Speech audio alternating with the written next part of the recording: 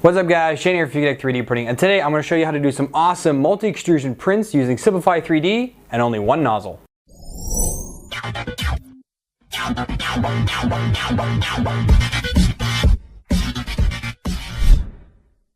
So welcome back guys. So this is going to be a kind of tutorial with using Simplify 3D.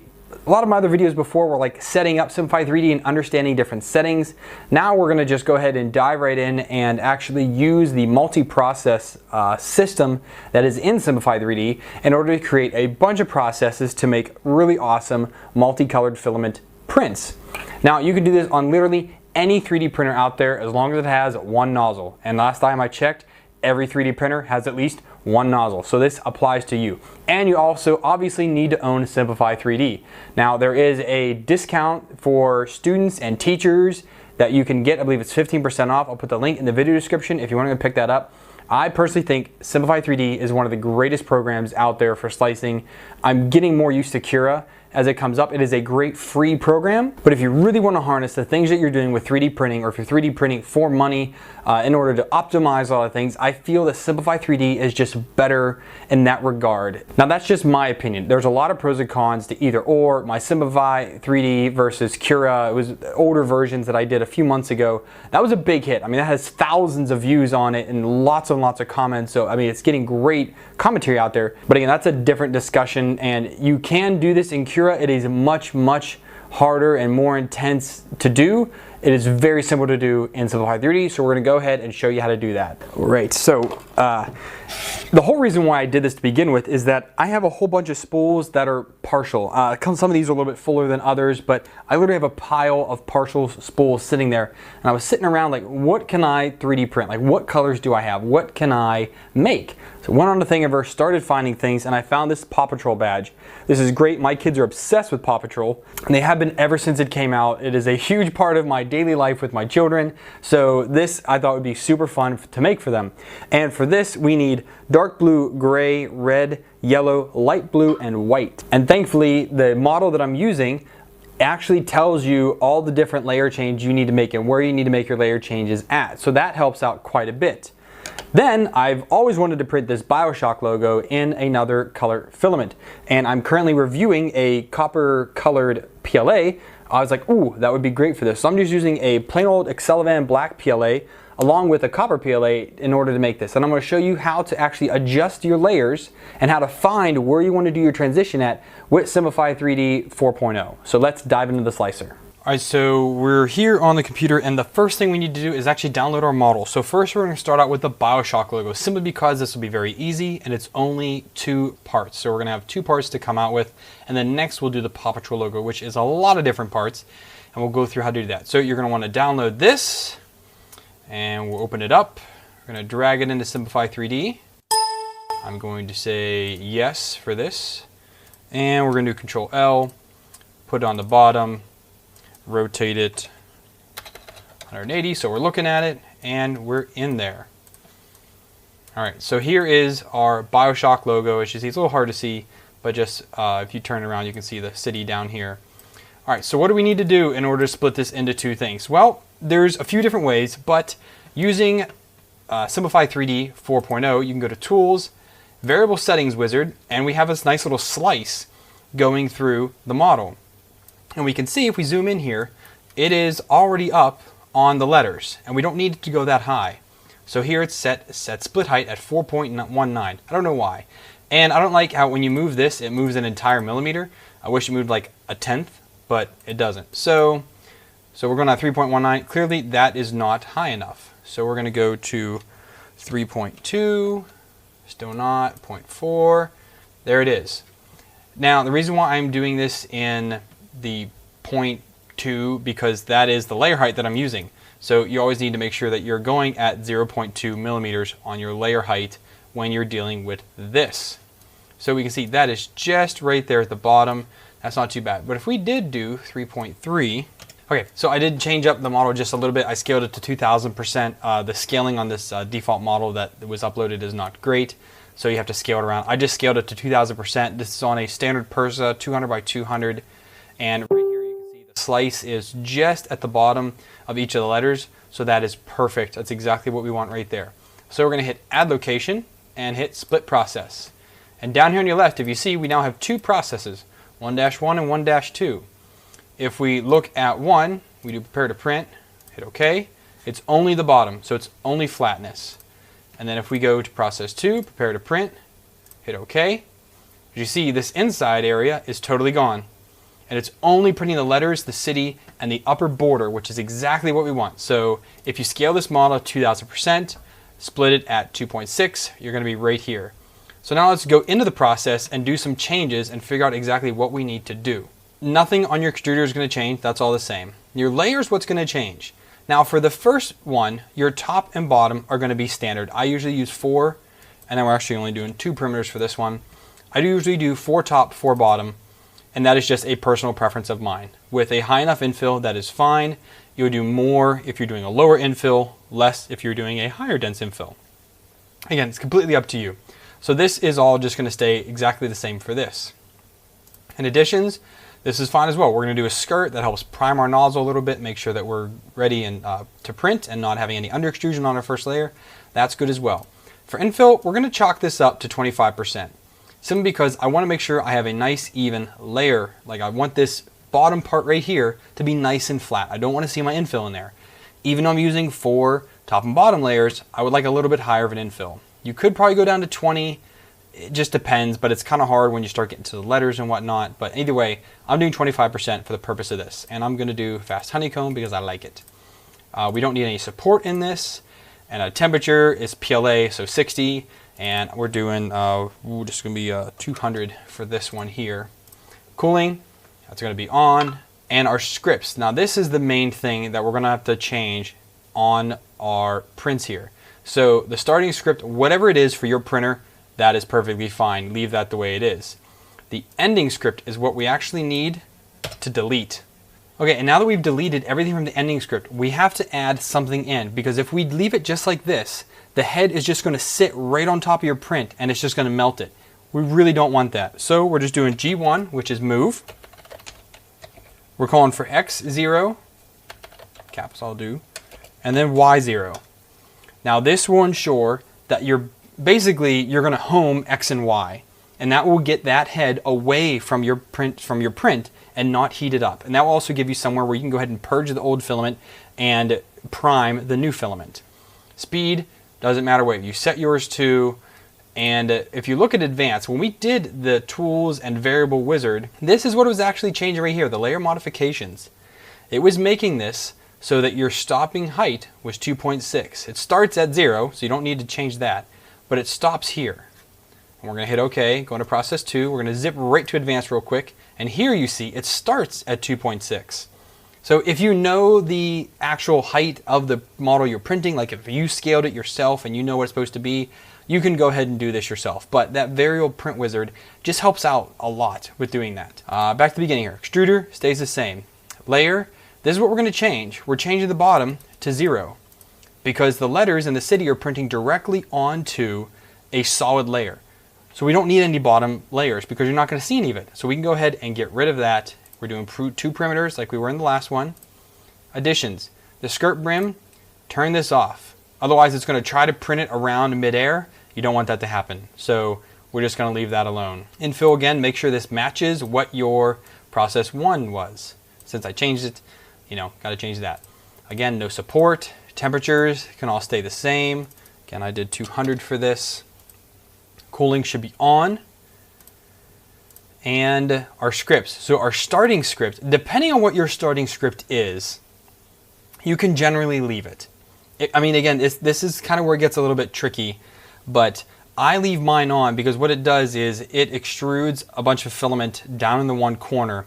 It will extrude it and then it will raise up to 2.6 millimeters and then start printing this. If you have something that's more complicated or you don't have one, make sure you properly prime your extruder before it starts to print this, because if it under extrudes, you're going to notice. So you have to make sure that that nozzle is primed and ready to print and there's no oozing on it. Using something like a more sophisticated startup script will help out with that. So again, with mine, I can go ahead and leave this here. Ending script, again, this is something that you want to leave on this time. This is our last process. We're only doing a 2 process print.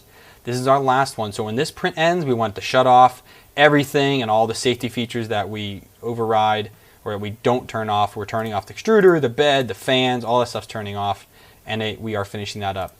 Speeds, some people will turn this down more because you technically don't have a first layer when you're printing at this height, so it's not going to slow down like it would doing your first layer on the build plate. So if you want to turn this down to like 40, or I mean, again, whatever your printer is, you need to decide on what that should be. I can't say that for every printer out there, so you just have to know that. And again, just to show you here, it does that. So now once we're done, we can hit process 1, prepare to print, and we're only printing process 1, and hit OK. Now we're going to go ahead and save this off, and you can call it whatever your model is, part 1. Great, now that's done. Exit that, go into process 2, prepare to print, only process 2 here, hit OK.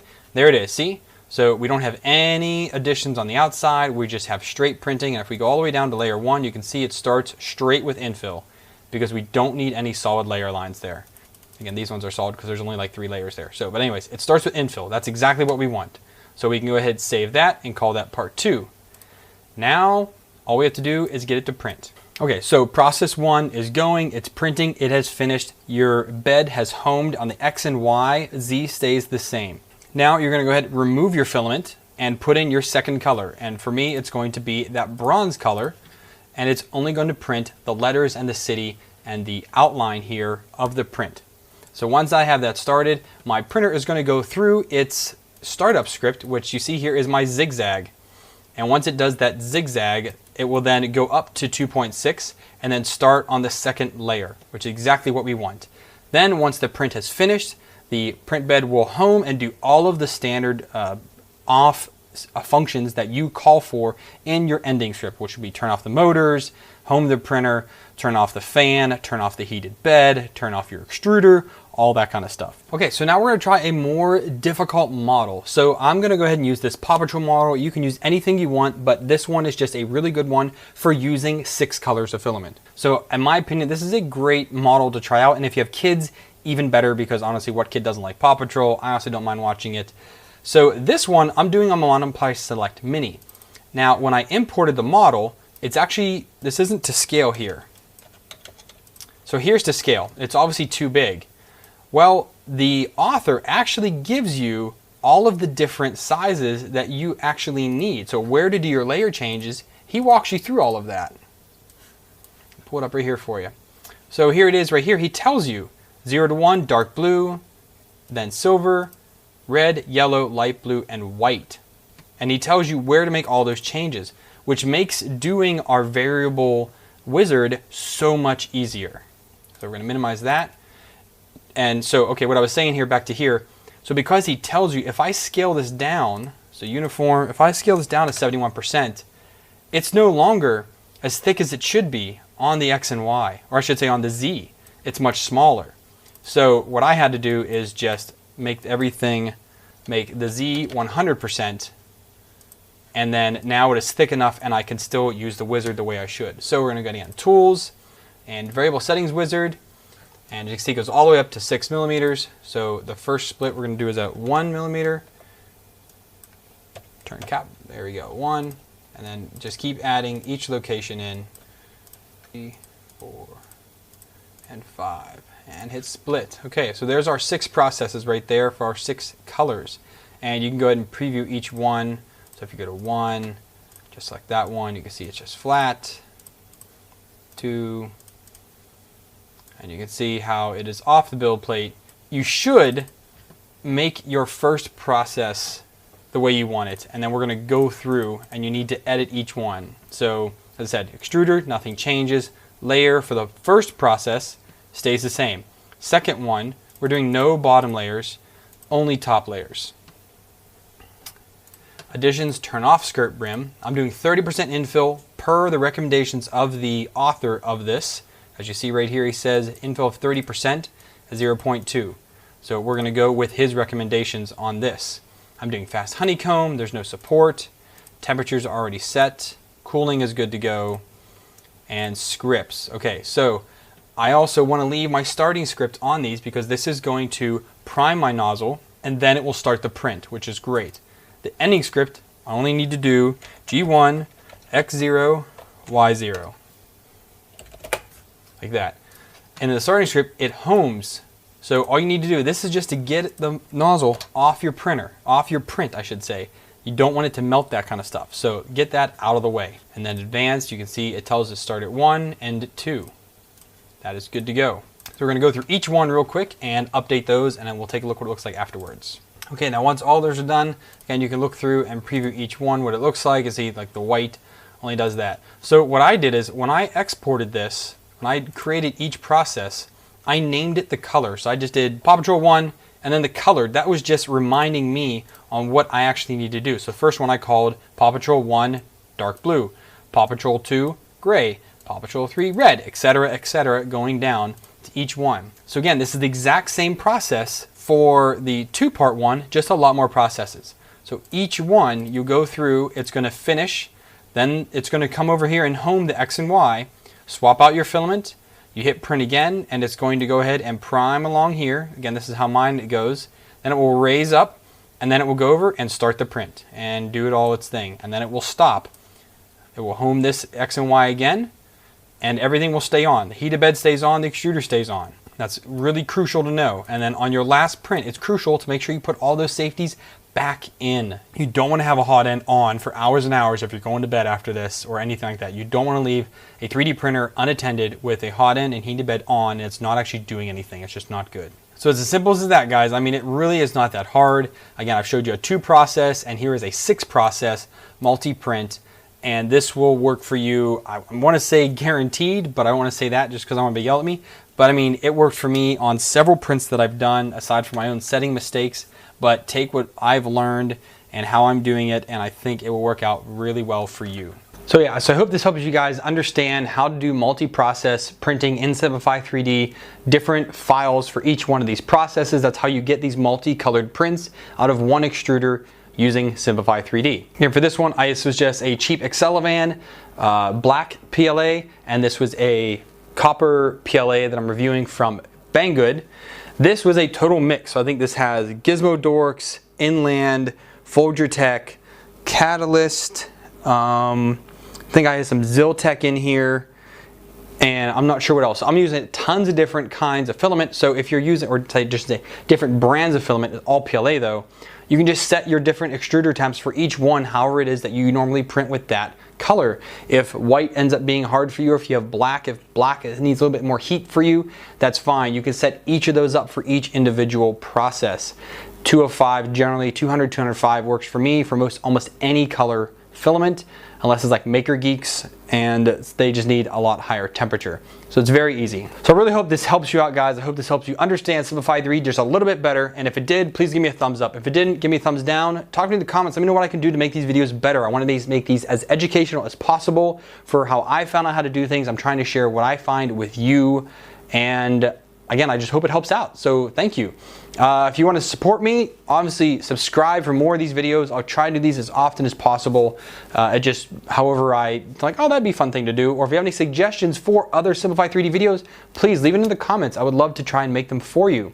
If you want to support me financially, donate me via Patreon, donate me $1 more. I greatly appreciate it. Those donations go into actually buying the filament that I use for a lot of my videos. Not everything I get is free. I have to pay money for a lot of filaments in order to make these videos. So that goes to helping me buy filament. If you want to support me without spending money, affiliate links. That's a great way to do your daily shopping. Update your bookmarks with those, and a little slice of what you buy comes back here to help me. Again, that helps me buy equipment. I just had to buy a brand new lens for this camera, so that pretty much wiped out everything I got from a lot of those sources very quickly. So if you use those, you get to help out the creators like myself. So thank you guys for watching. I appreciate it, and as always, happy printing.